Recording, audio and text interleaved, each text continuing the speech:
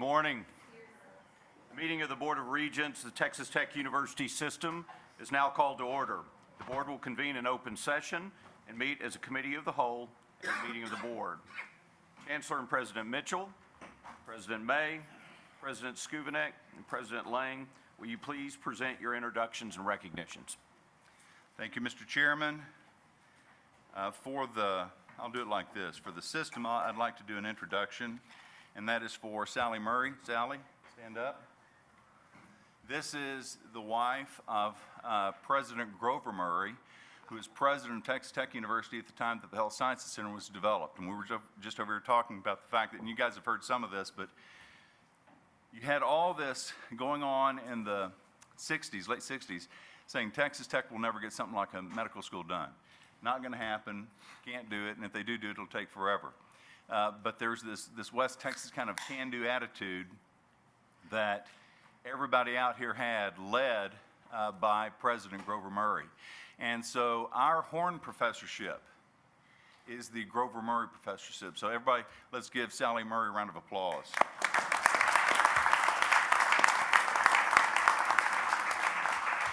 And now for the Health Sciences Center recognition, I want to recognize Dr. Michael Evans. Dr. Evans? So Dr. Michael Evans is the Dean of the School of Nursing at Texas Tech University Health Sciences Center. Now, I was just talking about President Grover Murray, and while he was president, Michael Evans was a saddle tramp at Texas Tech, and he actually had a chance to meet Grover Murray during his time here at Texas Tech. Michael went on to do great things. He began his career at Texas Tech in 1967, 2 years before it formally became Texas Tech University. At that time that he entered the school, it was Texas Technological College. Governor Preston Smith signed the House Bill 498 to create the Texas Tech University Health Sciences Center in 1969, and so as Dr. Evans was a Red Raider, Texas Tech University Health Sciences Center was coming online. Now, 50 years later, he serves as the Dean of our School of Nursing. During his time as a Red Raider, he was a member of the Saddle Tramps, which is something that we're all very proud of. As most parents do, Dr. Evans' parents expected him to get a job to help with his expenses. In the Texas Tech student newspaper, he noticed an advertisement from Methodist Hospital for nurse aides. Now, keep in mind, Dr. Evans himself was an English major at Texas Tech. So this stipulated there was no experience to become a nurse's aide, and so using his days from throwing a newspaper route, never missing a delivery deadline, he was able to convince them that he would be a dependable hire. This job opened his love for working with patients, their families, and with nurses. Subsequently, he changed his career, aspiring from being an English teacher instead to becoming a nurse. His reputation as a national leader in the profession of nursing is evident in his more than 100 speaking engagements across the United States, as well as 44 publications, many of which emphasize leadership in nursing public policy and political action. He's received numerous honors from many different societies and communities, with his career reflecting a common theme of bringing prestige, high standards, and optimal, innovative education to the profession of nursing.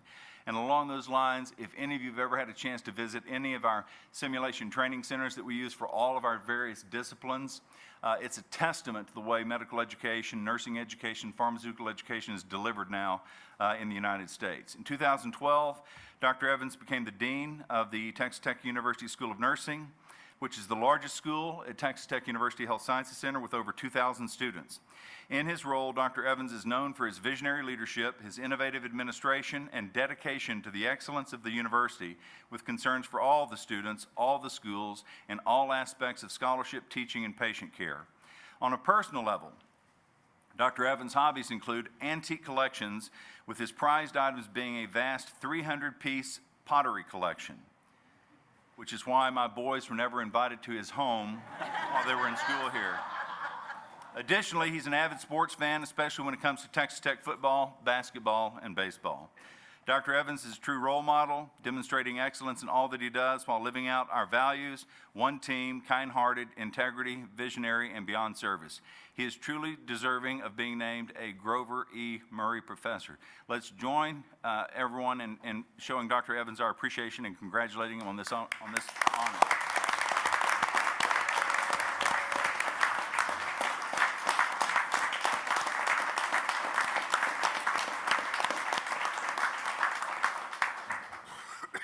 Dr. Evans, apparently you and I were here at the same time and were a member of Saddle Tramps at the same time and just don't know it.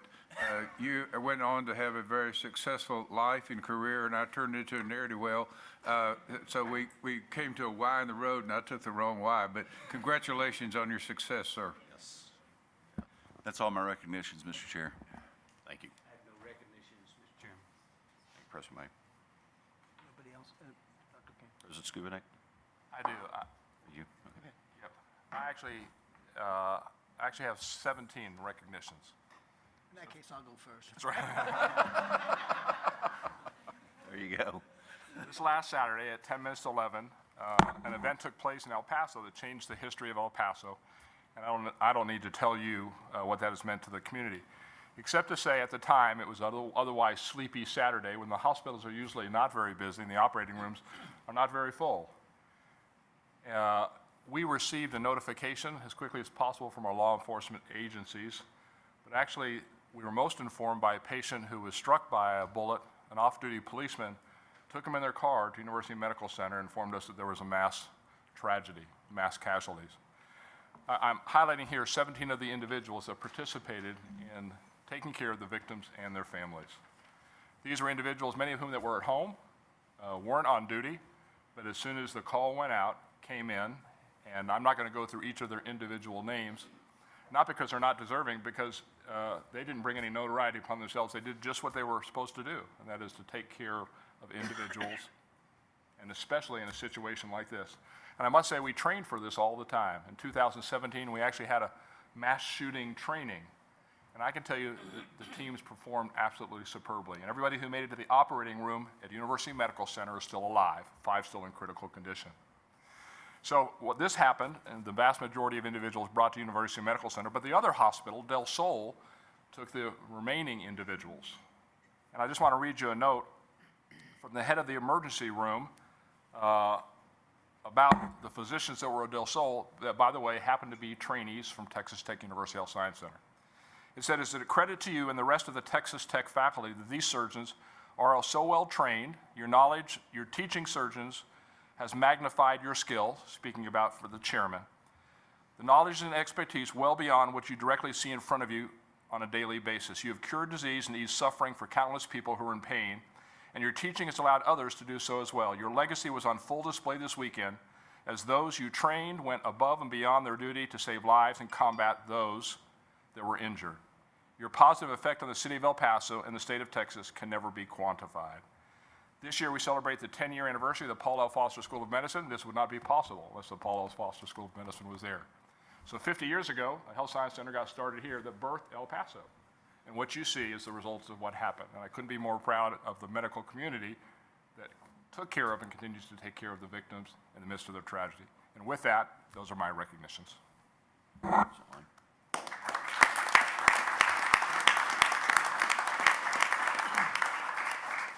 Mr. Chairman, my first introduction is Coach Wes Kitley, our men and women's track and field coach.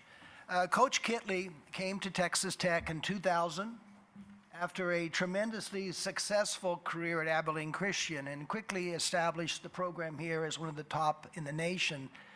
All of his success culminated this past spring when the men's track and field team won the NCAA Outdoor National Championship.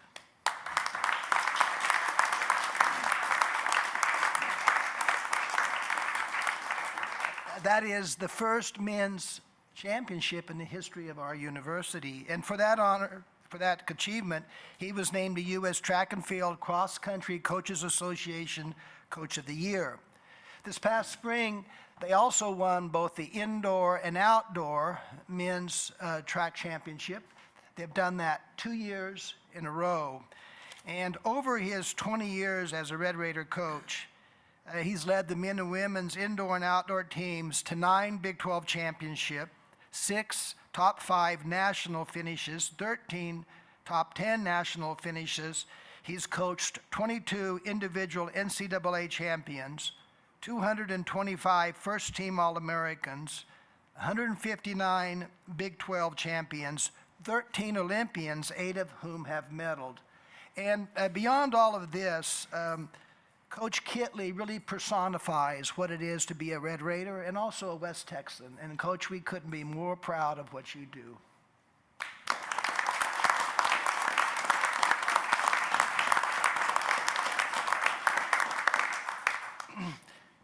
Next, I'd like to introduce Professor Robert Sherwin from the School of Law. Professor Sherwin took over the advocacy program in 2008, and since then, the law school's interscholastic advocacy teams have claimed 73 state, regional, national, and international championships. And this past spring, under his guidance, the Texas Tech University School of Law was named the 2019 American Bar Association Competitions Champion after finishing second a year ago. The competition measures overall performance for law schools in arbitration, negotiation, client counseling, and moot court. And there were more than 1,300 students in that competition from more than 154 law schools across the nation. So it is indeed a great honor. And Robert, we're very proud of you and the students in the School of Law.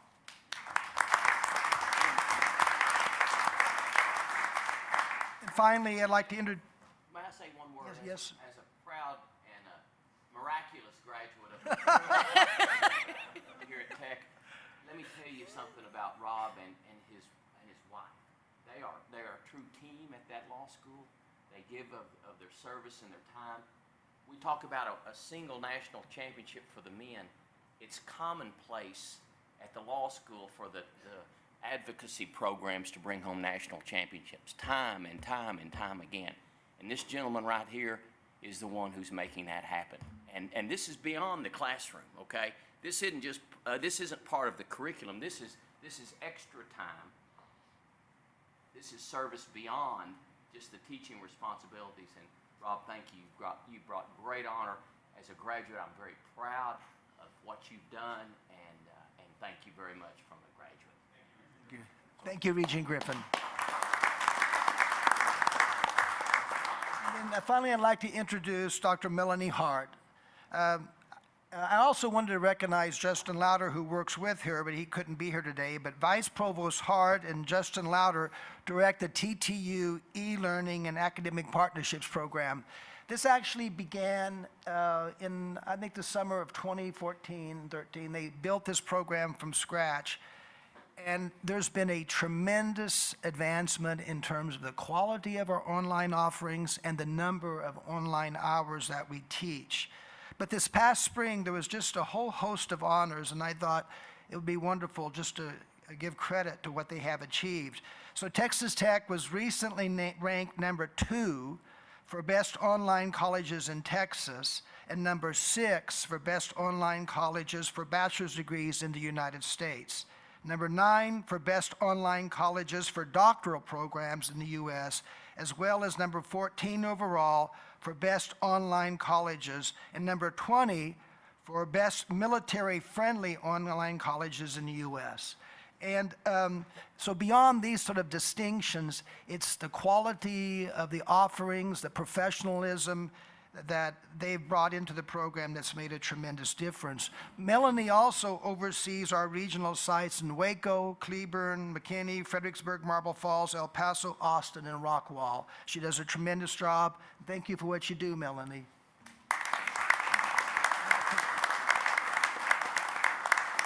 And Mr. Chairman, that concludes my introductions. Thanks to all the presidents for your comments. The board will now continue in open session and meet as a committee of the whole and a meeting of the board.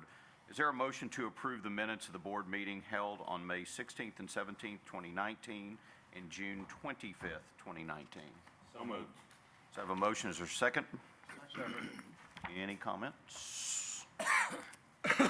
All those in favor say aye. Aye. Opposed, same sign. Motion carries. We will now consider items as a committee of the whole, and I would ask Vice Chairman Lewis to preside over the committee of the whole. Mr. Lewis? The item is consideration of the consent agenda. Items A through N is listed on pages 1 through 23 of the agenda book, and the information agenda is listed on pages 24 through 27. Is there any discussion of the items in either the consent or information agendas?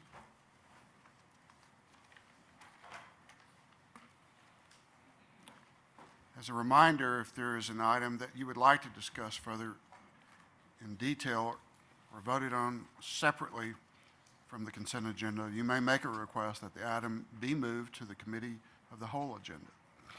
Any discussion? Mr. Chairman, I move that the board approve the consent agenda and acknowledge its review of the information agenda. Is there a second? Second. Any discussions? All those in favor say aye. Aye. Aye. Opposed, same sign. The motion carries. Mr. Lewis. Mr. Chairman, this concludes the items to be considered by the committee of the whole at this time. Thank you, Regent Lewis. The board will now continue meeting in the open session to consider reports of the standing committees. Regent Long, please present the items for action by the Facilities Committee. Mr. Chairman, the Facilities Committee of the Board met in open session on Thursday, August 8, 2019. With the exception of item 3, which was pulled from consideration, the committee considered items 1 through 7 as presented on pages F1 through F14 of the agenda book. I request that all these items be considered and approved as a group. Mr. Chairman, the committee recommends approval of these items as presented, and I so move. Do I hear a second? Second. A second. All those in favor say aye. Aye. Those opposed, same sign. Mr. Chairman, this concludes the report of the Facilities Committee. Thank you, Regent Long. Regent Long, would you also please present the items for consideration and action by the Finance and Administration Committee? Finance and Administration Committee met of the board met in open session on Thursday, August 8, 2019, to consider items 1 through 5 as presented on page FA1 through FA9 of the agenda book. I request that all items be considered and approved as a group. Mr. Chairman, the committee recommends approval of the items as presented, and I so move. Do I hear a second? Second? All those in favor say aye. Aye. Those opposed, same sign. Motion carries. Mr. Chairman, this concludes the report of the Finance and Administration Committee. Thank you, Regent Long. You're welcome. Well, thank you, Regent Long. Regent Carrick, in the absence of Chairman Steinmetz, will you please present the items for consideration by the Academic, Clinical, and Student Affairs Committee? Mr. Chairman, the Academic, Clinical, and Student Affairs Committee of the Board met in open session on Thursday, August 8, 2019, to consider items 1 through 4 as presented on pages ACS 1 through ACS 8 of the agenda book. I request that all items be considered and approved as a group. Mr. Chairman, the committee recommends approval of the items as presented, and I so move. Do I hear a second? Second. All those in favor say aye. Aye. All those opposed, same sign. Motion carries. Mr. Chairman, this concludes the report of the Academic, Clinical, and Student Affairs Committee. Thank you, Regent Carrick. Regent Hammonds, will you please present the items for action by the Audit Committee? Mr. Chairman, the Audit Committee of the Board met in open session on Thursday, August 8, 2019, and considered items 1 and 2 as presented on pages A1 through A4 of the agenda book. I request the following report be considered and approved. Item 1, TTUS approved 2020 Annual Audit Plan for the Texas Tech University System. The committee also accepted the following report. Item 2, TTUS Report on Audits. Mr. Chairman, the Audit Committee also convened into executive session, at which time no action items were considered and approved. Mr. Chairman, the committee recommends approval of the items as presented, and I so move. Do I hear a second? Second. All those in favor say aye. Aye. All those opposed, same sign. Motion carries. Mr. Chairman, this concludes the report of the Audit Committee. Thank you. We will now continue meeting as a committee of the whole and a meeting of the board. Ben, please present the schedule of upcoming board meetings. Thank you, Mr. Chairman. There are no changes at this time for our schedule of regularly scheduled meetings. Thank you, Ben. Next, we'll hear from our student government presidents. Braden Woods, would you like to present the SGA report for Angelo State University? Yes, sir. Welcome. Mr. Chairman, members of the board, Chancellor Mitchell, thank you. My name is Braden Woods. I'm the student body president for ASU, and I will be giving the report for what we've kind of accomplished and want to accomplish this upcoming year. So through the state of SGA, this is kind of what we've done, met with this summer. We met with 20 departments throughout ASU's campus during our transition training, which is primarily geared towards, it allows our executive team, myself, Austin, the vice president, to assist the students if they have any issues on campus, financial aid, scholarships, they can reach out to student government and we can make sure that they get in touch to the right department, the right people on campus. So we met with Title IX, counseling services, housing and residential programs are just a few that we met with, but we met with primarily everyone in the Vice President's Office of Student Affairs and Enrollment Management. We're also working with our communications and marketing team in our IT department to overhaul the SGA website to increase transparency for all students. It's my thought that the students on campus should know who their representatives are in student government, who their senators are for their departments. And so we want to make that as easily accessible for all students, no matter if they are online only, veterans, traditional students. We want them to know who their representatives are so they can reach out if they have any issues. For our upcoming initiatives, we're working with communications and marketing as well to utilize the university Snapchat to do a behind-the-scenes look at ASU. We felt that Snapchat is probably the best mode to get that information out to students, as the current students are on Snapchat. They want to see that. It's a quick little story. And what we're planning to do with that is we're just going to follow around departments on campus and show them what they do on campus. So some of the ones that we're going to reach out to are University Police Department, do a ride-along with UPD to kind of show them what they do on campus to make sure that the campus is a safe environment. Facilities management, they're the first ones on campus. No one ever sees them, but you always, when you need something done, they're the first ones to come to help fix the problem. RAs in the housing program to show what the RAs are doing. They're on call 24/7, so we really want to highlight those departments on campus to really highlight their department. We're working with counseling services to pilot a RAM Link program, which will get students that aren't really connected on campus to get them connected. As studies show that if students are connected, they're more likely to stay on campus, stay involved, and get their diploma and get their degree. So that's what we're trying to do with the counseling services to really that'll help highlight mental health as well. Our mentors will go through training to know about Title IX, the services that we have on campus, and get them connected to students that aren't connected. And so that's what we're trying to highlight with them. And then we met with ASU administration and Texas Tech staff system to improve the ASU government internship program. I went through the internship program at our university, and my vice president did, and we want to open that up to all students at ASU. And so we're hoping to pilot that this upcoming spring in Washington, D.C. to get those students involved, get them connected, and really let them highlight themselves and the university. So again, we've covered the state of SGA and upcoming initiatives that we've been working on. And at this time, I'll take any questions. Any questions for Braden?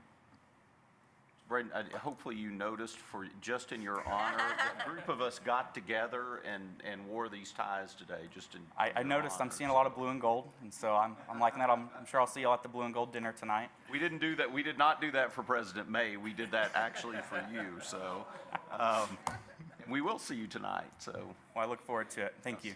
thank you. David Rivera, if you'd like to present the SGA report for Texas Tech University, welcome. Thank you. Chairman Huckabee, members of the board, thank you so much for affording me the opportunity to be here again this morning and present to you all on behalf of the Student Government Association. Before I get started, I would like to recognize a few individuals that are here with us this morning. Miranda Davis serves as our Vice President of External Affairs. Miranda, and Tara Hill, she serves as our Chief of Staff for the Student Government Association, and Hunter Kwalik serves as our General Clerk for the Student Senate. So over the summer, I've had the privilege of welcoming the over 8,000 incoming first-year students that have attended our Red Raider orientation, and their parents and their loved ones. You know, it's my favorite time of year, you know, getting to see how excited they are to see the campus and really just welcome them to campus and really all of these new faces that are going to be joining us this fall. I'll also be traveling to Costa Rica the day after tomorrow to help facilitate an orientation for our new students down there. We really feel that it's important to offer a unified Red Raider orientation experience for all students, regardless of what campus they do come from. In addition to that, we have signed up first-year students for our first-year engagement programs, and what that looks like is first-year students have the opportunity to intern for members of our executive branch and really just learn the process and the fundamentals of what it means to be an SGA and you know, how to set up meetings with members of our administration. And they also do have another option, which is the first-year council, in which they are elected to by their housing complex. 2 representatives are elected to each, and they serve their freshman class for the entire year. So we've had over 400 students that have been interested, and they've expressed interest in, being a part of the Student Government Association. So we're really excited to kind of onboard them and start that selection process. This month, we will be traveling to Circle 6 for our annual Student Government Association retreat. This is a time that we will be training our senators and the members of our cabinet on, parliamentary procedure and rules of administration, and kind of going over our strategic plan and reviewing topics such as principles of leadership, professional development, time management, Title IX, cultural intelligence, bystander intervention, and mental health. That we feel that this is important to train our senators on, just so that they're prepared to lead this upcoming year. And just a few updates on some of the initiatives that I shared with you all this past May. Our team has been working very closely with Provost Gallion and his team on a centralized attendance system. We will be taking the time this fall to evaluate different software programs, and hopefully this upcoming spring we will be running our first institutional test runs for that. Barricading Broadway and Uber and Lyft pickup and drop-off locations. This is something that we've partnered with the City Council and LPD on, and our first test run is actually going to be September 7th at the UTEP football game. Miranda Davis, our Vice President. Hey, David, would you talk about that a little bit? Yeah. Yes, sir. So, Always drive down that street coming in. excuse me? Always drive down Broadway coming in. Am I no longer going to be able to do that? He's curious. Is he yes, still so, going to be able to do that? so- You're in trouble, David. Find that a little better. Yes, so our plan is to. You can, by the way, if you become an Uber driver. Yeah, you could, yes. So it's a Scooter's safety better. issue. Our main effort for this is just to increase safety for our students and barricading Broadway from University until Avenue X. And so the students that do partake in Broadway, on game days or even on Thursday, Friday, Saturday nights, there's a lot of traffic going through and there's lots of students going back and forth. So it's just a safety issue for that. But in terms of Uber and Lyft, we are trying to encourage students to take designated drivers, and with that, we're trying to get them as close as possible to the stadium, and just encouraging them to use those avenues. So I cannot drive down Broadway. On September 7th for the UTEP game, no, sir, you cannot. Okay, that's good to know. That's good to know. Thank you. But with that, Miranda Davis, our Vice President of External Affairs, has really taken the lead on a partnership with both Uber and Lyft to offer our students discount codes, and we will be distributing those to the student body, just to really encourage them to utilize this new development in transportation for our students. Again, this effort, behind this is, but the effort behind this initiative is student safety, both on and off campus. So in the future, we are looking at ways, to partner with the Lubbock community and local businesses to really promote the game day experience for our students. Our SJ alumni event, the apprenticeship program. So we are working on stages towards our Swipe Out Hunger program, which is an opportunity for Texas Tech students to directly impact the lives of fellow Red Raiders who do experience food insecurity. Along with our apprenticeship program, we have begun conversations with many different individuals to provide a professional hands-on experience for our students right here in the Lubbock community. Dr. Opperman has been very instrumental in helping us with that, kind of creating a database for our students to really seek internship opportunities right here in our community. And so our SGA alumni event, this year we have partnered with the Alumni Association to host an event for our alumni, both past and present, for the Student Government Association, just to really come together, engage in conversation, and really just further build community around the organization. And in his absence, I know Regent Steinmetz was a president of student government, so I am volunteering him to fund our new scholarship program at this alumni event. So we'll have to get, We accept on his we'll have to give behalf. that information to him. Yeah. That's what he gets for missing. Yes, so. sir. And so our town hall forums is next. We're being proactive about the types of issues that students want to talk about and the types of things that they want to engage in. And so we're hoping to host 2 different town hall meetings this upcoming year that will take form in place of a town hall forum. We're looking to host 2 of those, and just to talk about important issues to our student Red Raiders.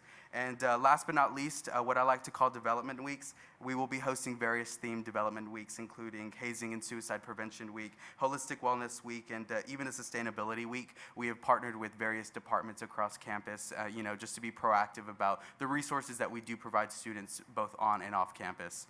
And speaking to Sustainability Week specifically, we pulled quite a few students and asked them, what we can do, in terms of sustainable efforts, and they mentioned reusable cups and straws. And so our senators and our ambassadors will be passing out a couple thousand of those items to our student body this upcoming year. And Christina was also gracious enough to go ahead and take a few of those samples and get those to you guys, along with a few other things. So we do hope you guys enjoy that as a gift on behalf of the Student Government Association.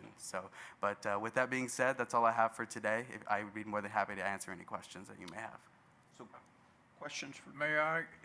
I would like to know, I see the Broadway barricading, and are you guys working with the athletic director, Mr. Hocutt, on trying to fill the stands and keep them filled during football, basketball, baseball, whatever it is? They're very interested in working with you, and I don't know if FGA is working as hard on your side to make the atmosphere such that or the offering and atmosphere such that the students want to come and they want to stay for the entire games. Yes, sir. So in addition to Athletic Council, I also serve on the Raiderland Game Day Experience Committee. I have actually established my own committee of leaders across campus to have those discussions on how we can encourage students to really, come to our games and stay the entire time. And so we are working on that right now. We look forward to a report on that. Yes, sir. Thank you. Other questions for David? David, thank you very much. Thank you so much. I really do appreciate y'all. Thank you. Toby Saliu, would you please present the report for the Health Sciences Center? Welcome. Good morning, Board of Regents members, President Mitchell. My name is Toby Saliu, and I am serving for Texas Tech University Health Sciences Center. I'm just going to share our updates and our goals for the upcoming year.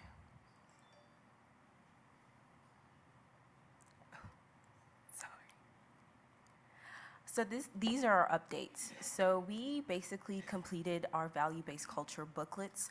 And as many of you know, the campus is really trying to focus on these value-based culture and making sure that students are the examples of all of our values.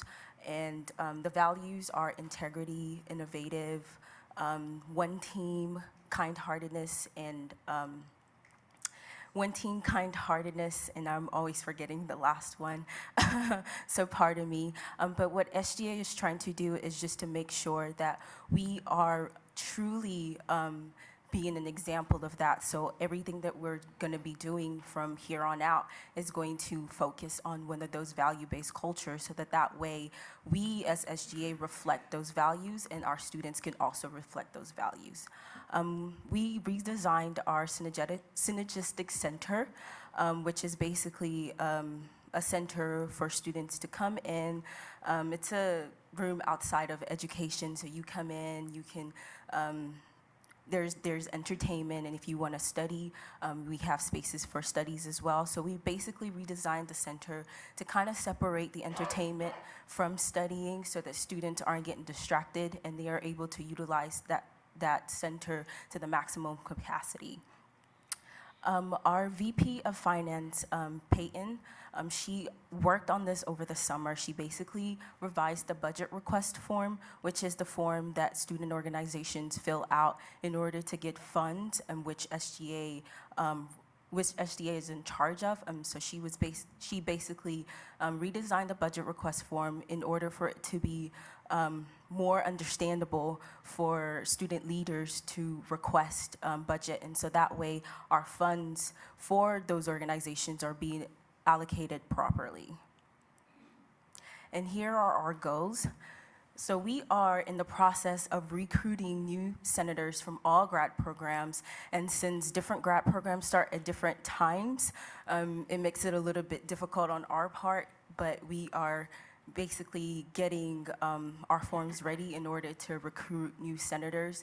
And one of the things my goals for this year is to make sure that each grad programs, each health professional schools have enough representations from each of those schools so that we really know what is going on in those schools and what they need and how we can help.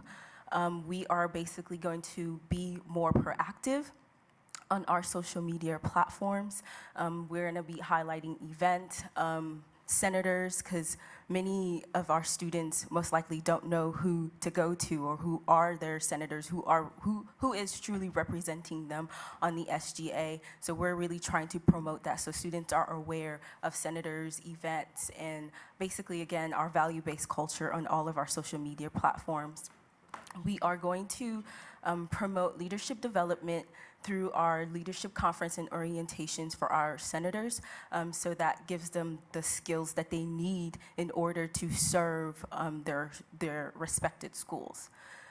We basically we're going to be assisting with the creation and the function of the food pantry on campus. So we are starting at the TTU HSC. We are starting a food pantry. There's already one currently for faculty members, but we're trying to extend that to students so that students who are in need of those services are able to utilize that.